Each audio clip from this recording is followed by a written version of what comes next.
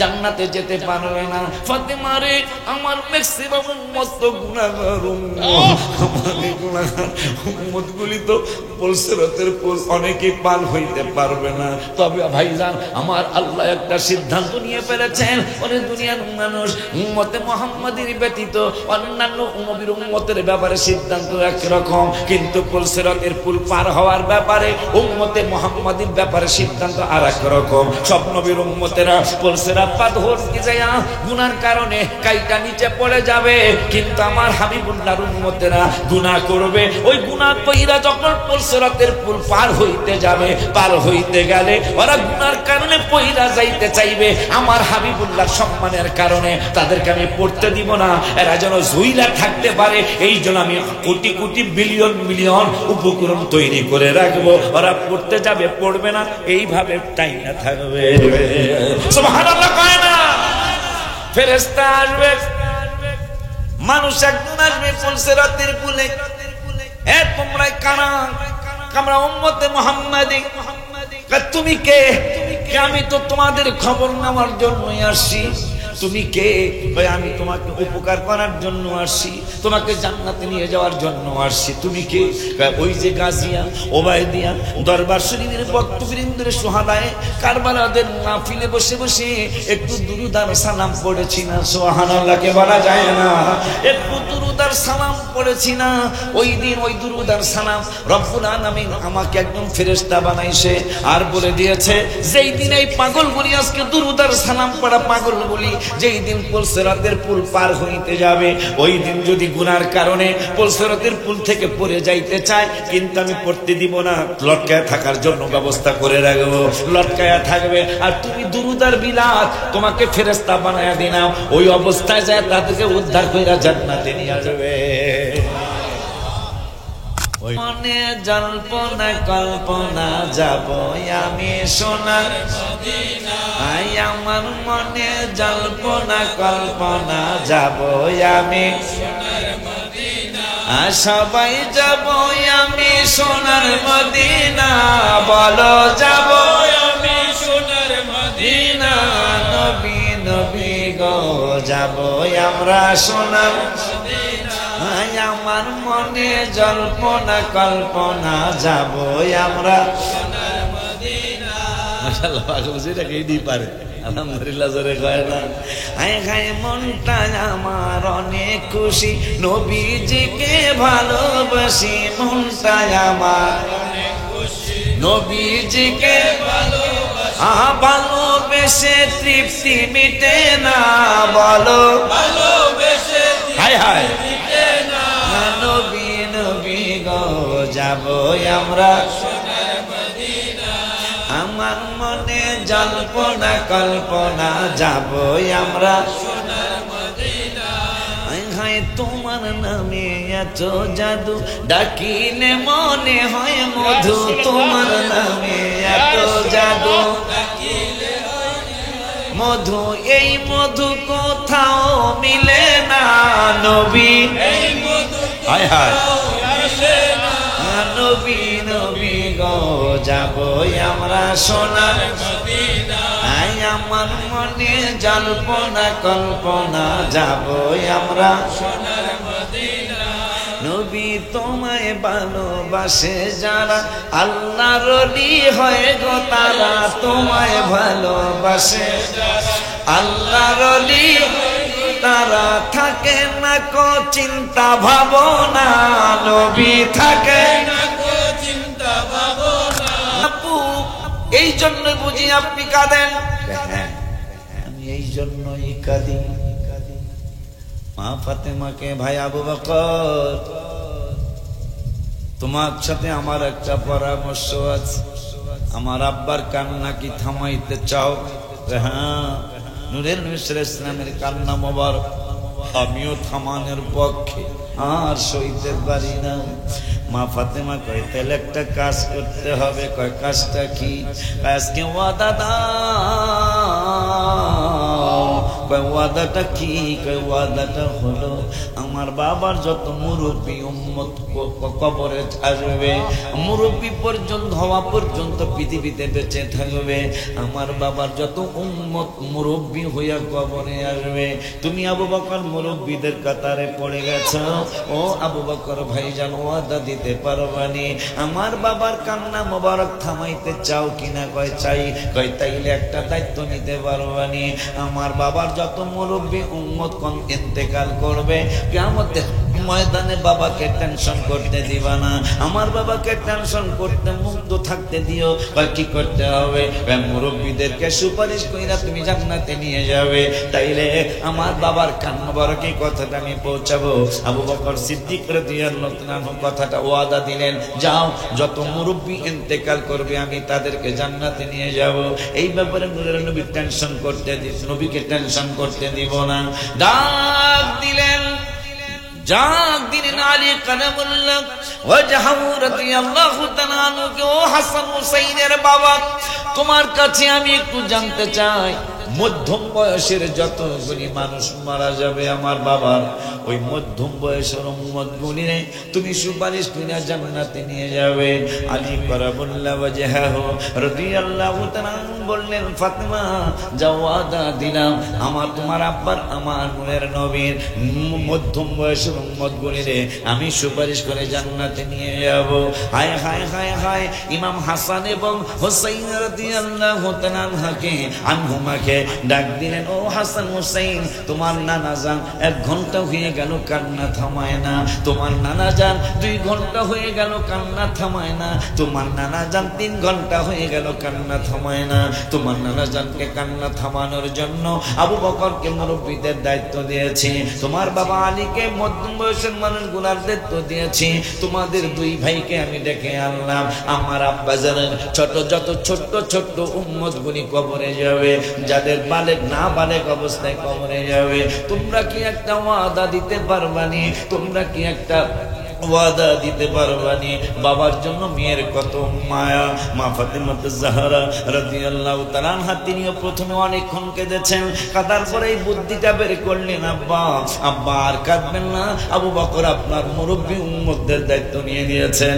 আলী কারামুল্লাহ ওয়াজহু রাদিয়াল্লাহু তাআলা আপনার যুবক উম্মতদের দায়িত্ব নিয়ে নিয়েছেন। আমি ওসমান, আমি আমার 2টা সন্তান হাসান এবং হুসাইন রাদিয়াল্লাহু তাআলা আনহুমা 2 ভাইরে আপনার ছোট্ট ছোট্ট নাবালেগ শিশু উম্মতদের দায়িত্ব দিয়ে দিয়েছি। আব্বা আপনার স্ত্রী আমার মা খাদিজাতুল কুবরা রাদিয়াল্লাহু তাআলা আনহাকে ডাক দিয়ে বললেন, মা ও মা, আমার আব্বার কান্না থামাইতে চাই। কেমনে থামাইতে চাও?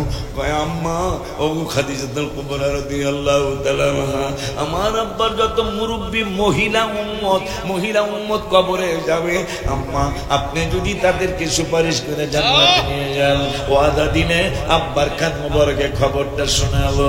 লাস্টে বললেন, ওগো আব্বা, আবু বকর সিদ্দিক ভাইকে দায়িত্ব দিয়েছি মুরব্বীদের ব্যাপারে, আলী কারামুল্লাহ ওয়াজহু রাদিয়াল্লাহু তাআলা আনহুকে দায়িত্ব দিয়েছি যুবকদের ব্যাপারে, আর হাসান হোসেনকে দায়িত্ব দিয়েছি ছোট্টদের ব্যাপারে, মা খাদিজা আমার মারে দায়িত্ব দিয়েছি মুরব্বী মহিলাদের ব্যাপারে। আর যত যুবতী আছে, যত যুবতী কম বয়সী মহিলা আছে, যারা এই অবস্থায় কবরে যাবে, আমি ফাতেমা তাদের সকলের দায়িত্ব নিয়ে নিলাম। এরপরেও আপনি আর কানবেন না, সব দায়িত্বই তো আমরা নিয়ে নিলাম, এখন আপনি মেহেরবানি করে কান্দা থামা। ওই মা খাদিজা, ওই মা ফাতেমা জাহরা রাদিয়াল্লাহু তাআলা আনহার ফুলের কলি, হায় হায়, মা ফাতেমা জাহরা রাদিয়াল্লাহু তাআলা আনহার ইমানের ফুলের বাগান, যারা একবারে কষ্ট দেওয়ার সাথে, দুঃখ দেওয়ার সাথে, নির্যাতন করার সাথে, যারা ইমাম হাসান এবং হুসাইন রাদিয়াল্লাহু তাআলা আনহুমাকে কষ্ট দিয়েছিলেন, যেই কষ্টের কথা শুনেছেন, শুনবেন, শুনতেই থাকবেন, কিয়ামত হয়ে যাবে, এই দুঃখের কথা বলা শেষ হবে যাদের ব্যাপারে আমি গজলে লিখেছিলাম, কেউ যদি ওদের কষ্ট দেয় যেন আমায় কষ্ট দেয়, বলো না কেউ যদি কষ্ট দেয় যেন আমায় কষ্ট দেয়, কষ্ট দিল মা ফাতেমাকে, বলো কষ্ট দিল ফাতেমাকে, বলো না কেউ যদি ওদের কষ্ট দেয় যেন আমায় কষ্ট দেয়। নবীজি বললেন হাসান হুসাইন রাদিয়াল্লাহু তাআলা আনহুমা ওদেরকে কষ্ট দিলে আমাকেই কষ্ট দেওয়া হয়। এই হাদিসটা পড়ার পরে এই গজলটা আমি লিখেছিলাম। নবীজি বললেন ওদেরকে কেউ ভালোবাসলে আমাকেই ভালোবাসা হয়, ওদেরকে কষ্ট দিলে আমাকেই কষ্ট দেওয়া হয়। পরে আমি এই গজলটা লিখলাম, কেউ যদি ওদের কষ্ট দেয় যেন আমায় কষ্ট দেয়, বলো না কেউ যদি এর কষ্ট দেয় যেন আমায় কষ্ট দেয়, কষ্ট দিল মা ফাতেমাকে, বলো কষ্ট দিল ফাতেমাকে, জান্নাতের সরদার যাহারা শহীদ করলো কাহারা, জান্নাতের সরদার যাহারা কষ্ট, জান্নাতের সরদার যাহারা শহীদ করলো কাহারা, বুঝবি তোরা হাসরের মাঠে। কষ্ট দেওয়ার তো সীমা আছে, কি ওনাদেরকে কষ্ট দেওয়ার সীমা ছিল না। ইমাম হাসান রাদিয়াল্লাহু তাআলা অনেক কথা তাকে বিষ পান করাইলেন এজিদের পরামর্শে, নাউজুবিল্লাহ। সে বলে ভালো মানুষ, নাউজুবিল্লাহ। বিষ পান করানোর পরে কোন কিতাবে আসছে 3 বার পান করাইছে, কোন কিতাবে আসছে প্রথমবারই পান করানো বলে 40 বার বা 39 বার বাথরুম হওয়ার পরে 40 বারের সময় তিনি শহীদ হয়ে গেলেন। ইন্না লিল্লাহি। প্রথমবার যখন পান করাই বিষ পান করালেন, করানোর পরে ইমাম হাসান রাদিয়াল্লাহু তাআলা ডাক্তারের কাছে গেল না, ক্লিনিকে গেল না, কবিরাজের কাছে গেল না, কোনো কারো কাছে না গিয়ে একটা দৌড় মারলেন। দৌড় মাইরা যায় নানা জানেন রওজা মুবারকের সাথে পেট মুবারকটারে লাগায় নানা জানকে ডেকে বলে, নানা আপনি শুনছি, আপনার কথা শুনেছি, আপনি নাকি কবিরাজদের কবিরাজ, আপনি নাকি ডাক্তারের ডাক্তার, না না আপনি নাকি ডাক্তারদের ডাক্তার, জ্ঞানীদের জ্ঞানী, বুদ্ধিমানদের বুদ্ধিমান। না জান আমি কি অন্যায় করেছি, কি অপরাধ করেছি, না তোমার মুনাফিক উম্মতেরা আমার বিষ-বাণ গড়িয়ে আমার কলিজা মোবারক মনে হয় খান খান হয়ে যাবে। নূরের নবী রহমাতুল লিল আলামিনের কলিজার টুকরা ইমাম হাসান রাদিয়াল্লাহু তাআলা পেট মোবারকটা রওজা মোবারকে ঠেকে নানাকে ডেকে বলছেন, রওজায় গিয়ে হাসান কয় নানা কলিজা ছিড়ে, রওজায় গিয়ে হাসান কয় নানা কলিজা ছিড়ে যায়, আর সইতে পারি না ব্যথা রে।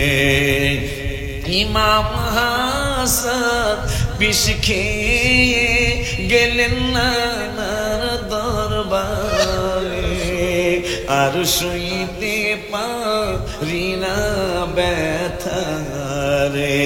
রওজায় থেকে নানায় কয় ব্যথা লাগলো কলিজা,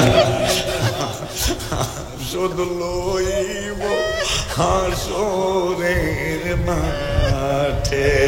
যাদের ব্যাপারে হাদিস শরীফে আসছে ওমর ফারুক আযম রাদিয়াল্লাহু তাআলা, যাদের ব্যাপারে হাদিস শরীফে আসছে ওমর ফারুক রাদিয়াল্লাহু তাআলা দরবারের সালাতে হাবিবের সাথে সাক্ষাৎ করার জন্য গেছে, যা দেখতেছে নূরের নবী রহমাতুল লিল আলামিনের পিঠ মুবারকে দুই ভাই সোয়ার হয়ে নবীজির সামনে হাসান বসা, পিঠ মুবারকের সামনে হাসান রাদিয়াল্লাহু আনহু বসা। নবীজির বাবরি চুল মুবারক ছিল, বাবরি চুল মুবারককে ঘোড়ার জিন বানিয়েছেন ইমাম হাসান। ডাইনে টানলে নবীজি ডাইনে যায়, বামে টানলে নবীজি বামে যায়, সোজা ধরে রাখলে নবীজি সোজা যায়। ওমর ফারুক রাদিয়াল্লাহু তাআলা কয়, চমৎকার ঘোড়া আমার নূরের নবী। চক্ষু মুবারকের পানিগুলি ছেড়ে দিয়ে বলি, আমার কথাটারে ঘুরায়া বলো। কেমনে ঘুরায়া বলতে হবে? তুমি বলছো ঘোড়াটা সুন্দর, না না না না না না না, শুধু ঘোড়াই সুন্দর না, এইটাও বানায়া বলো ঘোড়ায় যারা সবার হইছে এরা দুইজন সুন্দর। যারা ঘোড়ায় সওয়ার হয়েছে এরা দুইজন অনেক সুন্দর, ঘুরায়া বলো। ও ইমাম হাসান রাদিয়াল্লাহু তাআলা প্রথমবার তিনি সুস্থ হয়ে গেলেন, নানাবার রওজা মুবারকে গোসা লাগিয়ে প্রথমবার সুস্থ হয়ে গেলেন। বান্দরের দল দ্বিতীয়বার পান করালেন, এরপরও সুস্থ হয়ে গেলেন। তৃতীয়বার যখন পান করালেন মনে হলো আর তিনি বাঁচবেন না, শহীদ হয়ে যাবে। দৌড় দিয়া মুসলমানরা ইমাম হোসেন রাদিয়াল্লাহু তাআলা আনহুকে বললেন, আপনার ভাইজান জানি কেমন কেমন করে। নূরের নবী সাল্লাল্লাহু আলাইহি ওয়াসাল্লামের কলিজার টুকরা ইমাম হোসেন রাদিয়াল্লাহু তাআলা একটা দৌড় মারলেন, যায়া বলতেছেন, ও ভাই কও হে একবার শুনি, কে তোমারে খাওয়াইলো জহর রাসূলের পরানি রে, বাইরে আমার সোনার চন্দ্রমণি। ইমাম হোসেন কো ভাই, ও ভাই তোমার কদম মোবারকে চুম্বন দিয়ে বলি, বলো বলো বলো কে তোমারে বিষ পান করিয়েছে? ইমাম হাসান বলে, কেন তুমি জানতে চাও? আমার এক বন্ধু বিন্দু রক্ত মুবারক থাকতে আমি প্রতিশোধ নিবই নিব।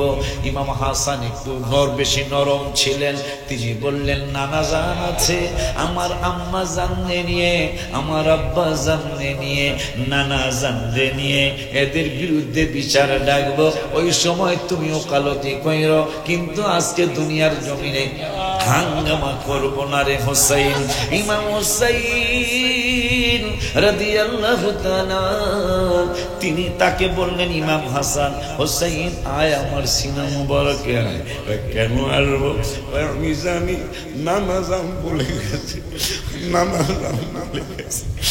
নামাজাম কে বলে গেছে? আমি হাসান যেদিন চলে যাব তোমার আদর করার মতো, তোমার আদর করার মতো কেউ থাকবে।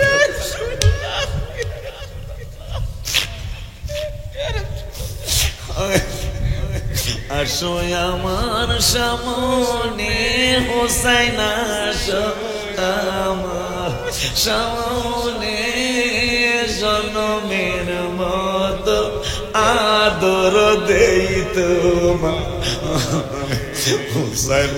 আসো আমার সামনে হোসেন, আসো আমার সামনে, জনমের মতো আদর দেই তো। আরে ইমাম হোসেন রাদিয়াল্লাহু তাআলা আনহু তিনি সিনা মোবারকের মধ্যে মাথাটারে ঢুকায়া কপালটারে ঘষায় আর বলে ভাইজান ও ভাইজান আমারে দোয়া করে দাও। ইমাম হাসান হাউ মাউ করে কেঁদে দিয়ে বলবো চাই আমার পরে তোরে আর কেউ আদর দিব না, আমার পরে তোরে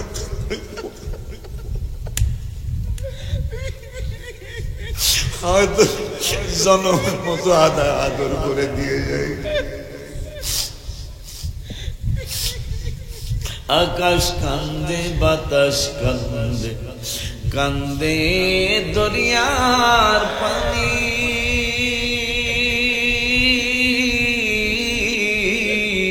দুই পুত্র হারায়া কান্দে ফাতেমা জননী রে বাইরে আমার সোনার চন্দ্রমণি। হোসেন বলে বড় ভাই রে ভাইজান কেমনে যাও ছাড়িয়া, আজকে থেকে গেলাম আমি ভাই হারা হইয়া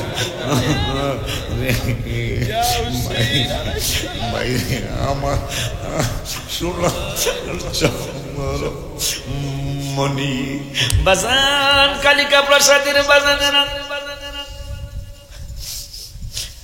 এই সামান্য একটু আবেগ আসার কারণে মনে একটা সাহস জমে গেছে।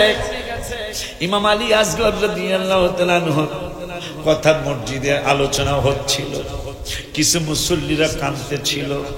আয় হ্যাঁ এক পাগলা রাস্তা দিয়ে যাচ্ছে, ইমাম আলী আসগরের আলোচনা মনে করেন ওবদিয়া দরবারের বদিনে শিবির সাহেব আলোচনা করছে, মহব্বতের আলোচনা চলে আসে, এক পাগলায় কাঁদতেছেন আলী আসগরের মহব্বতে।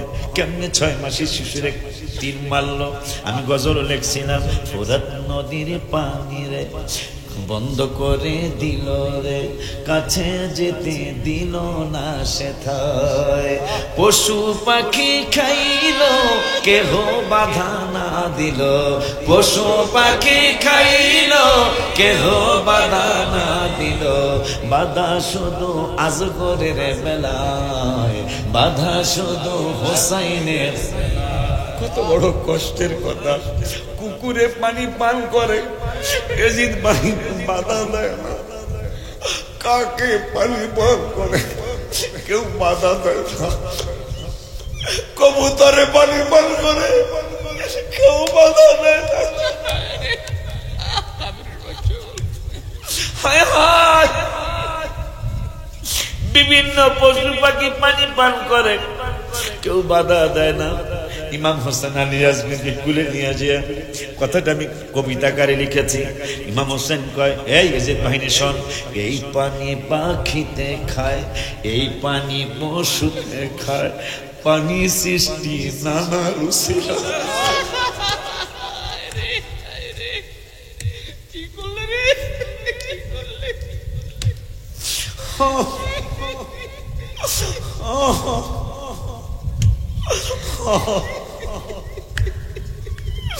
ইমাম হুসাইন দেখে বলে আমার নানাই যদি না হইতো রে পানি পাইতি কই, তোরা পানি পাইতি কই, আমার নানা রুজি।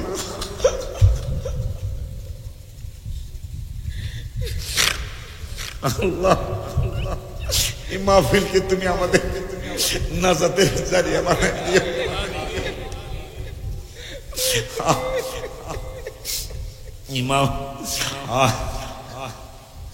ইমাম হোসেন দেখ এই পানি পাখিতে খায়, এই পানি পশুতে খায়। ইমাম হোসেন কয় পানি সৃষ্টি আমার নানা রুসিলা, আমরা নানা রাউলাদেরা পানির পিপাসার দ্বারা ছটপট ছটপট করে কলিজা। যায়। হঠাৎ এক দস্যু আসিয়া কয়, তোমার ছেলের চেহারা প্রায় নবীজির চেহারা মনে হয়, একটু হাসাইতে চেষ্টা করো, স্বাদ জেগেছে আমার বড়, হাসি দেখবো ওরই চেহারায়। আল্লাহর ওলিরা তো সোজা শান্ত থাকে। ইমাম হোসেন রাদিয়াল্লাহু তাআলা মনে করেছেন আমার আলী আসগর যদি একটু হাসি দেয় তাইলে মনে হয় পানি পান করাবে, পানি দিবে।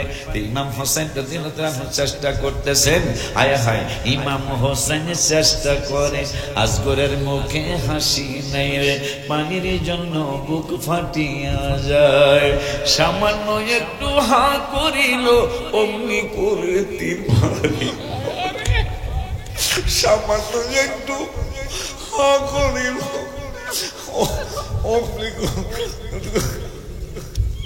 অমনি করে তীর মারিল, বিধিল আসগরের গলায়। এই আলোচনা যখন একজন সুন্নি আলেম মসজিদের ভিতরে আশুরার মাসে করতেছিল, একটা পাগলা রাস্তা দিয়ে যাওয়ার সময় আলী আসগর রাদিয়াল্লাহু তাআলা ওনাদের মহব্বতে চোখের পানি ছেড়ে কেঁদেছিলেন। এই লোকটা কয়েক মাস পরে অসুস্থ হয়ে কবরের জগতে চলে গেলেন। তিনি জানেন দুইজন ফেরেশতা মুনকির নকির হয়ে আমার কবরে আসবেন। হঠাৎ করে দেখতেছেন ছোট্ট একটা বাবু, সুবহানাল্লাহ।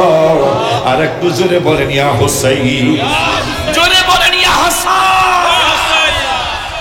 এই জন্য একটা সালাম দিয়া ফেলাই, ইয়া পাক পাঞ্জাতানুল্লাহ কো সালাম, ইয়া পাক পাঞ্জাতান লাখো সালাম। যাদের শরণে মাহফিল তাদেরকে সালাম একসাথে, ইয়া পাক পাঞ্জাতানুল্লাহ কো সালাম, ইয়া পাক পাঞ্জাতান লাখো সালাম।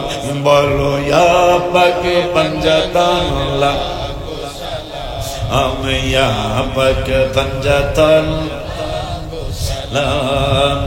या नबी लाखो सलाम, या नबी लाखो सलाम, या अली वो अली लाखो सलाम, या अली वो अली ओगुमा फातिमा आखो सलाम, ओगुमा फातिमा लाखो सलाम, या हसन या हुसैन लाखो सलाम, या हसन या हुसैन या पक पंजतन लाखो सलाम, या पक पंजतन लाखो सलाम। बोलो ना या पक पंजतन लाखो सलाम, या पंजतन लाखो सलाम। বাজান আমরা জানি মুনকির নকির আসবে, ওই পাগলাটায় দেখতেছেন হামাগুড়ি দিয়ে দুই হাত মুবারকে ভর করে, দুই হাঁটু মুবারকে ভর করে যখন বাচ্চারা বসা শিখে, হাইটা হাইটা হাতে ভর করে, হাঁটুতে ভর করে দিক থেকে ওই দিকে যায়। দেখতেছেন একটা ছোট্ট বাবু, কবরের মানুষটা দেখতেছেন ছোট্ট একটা বাবু হাতে ভর করে, হাঁটু মোবারকে ভর করে তার কবরের দিকে আসতেছে। কবরে আসার পরে তিনি প্রশ্ন করলেন, কে গো আপনি?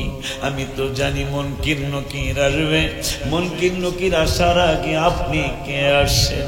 ওই যে কালিকা প্রসাদ মসজিদে একদিন একজন ইমাম সাহেব আমি আলী আসগরের মহব্বতের আলোচনা করেছিল, তুমি আমি ইমাম আলী আসগরের মহব্বত, চোখ দিয়া দুই পুরা চোখের পানি মোবারক মহব্বতে ছেড়ে দিয়েছিলে, সবাই তোমারে ভুলে গেল, আমি আলী আসগর তোমারে ভুলি নাই।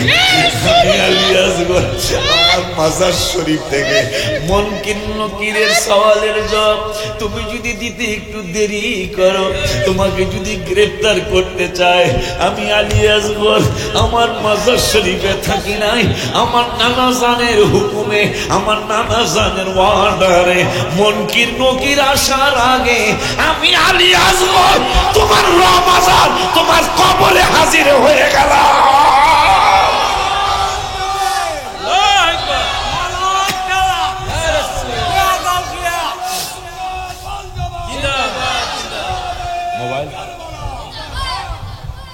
ওই নবীজি আওলাদদের মহব্বতে আজকে আপনারা 11টা বসে খুশি হওয়ার ভাষা আমার নাই। আজকে একটা মানুষের চক্ষু যদি ভিজে থাকে ফুটা পড়ে নেই, কয়জন? আমি বাদে আমি তার এটা পারি না, কিন্তু যারা পেরেছেন একটা মানুষের চোখের পানির বদলা যতগুলি পুরুষ মহিলা এই মাহফিলে এসছে